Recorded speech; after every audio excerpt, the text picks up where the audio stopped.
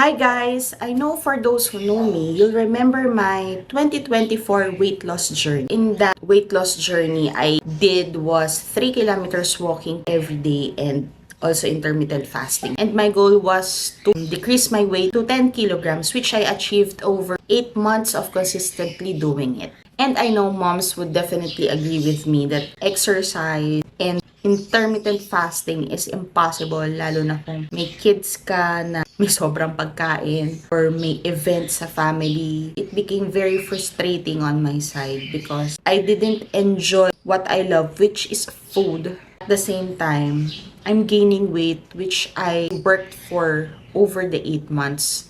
So that's when I started to try GLP-1 by SU1 Beauty, but with proper medical guidance and the support of their wonderful team. I'm super satisfied and happy because from the delivery, upon receiving, on how you will use it, nandyan sila to support you all throughout the process hanggang sa confident ka nang gamitin it on your own. So I started mine. I can feel some changes.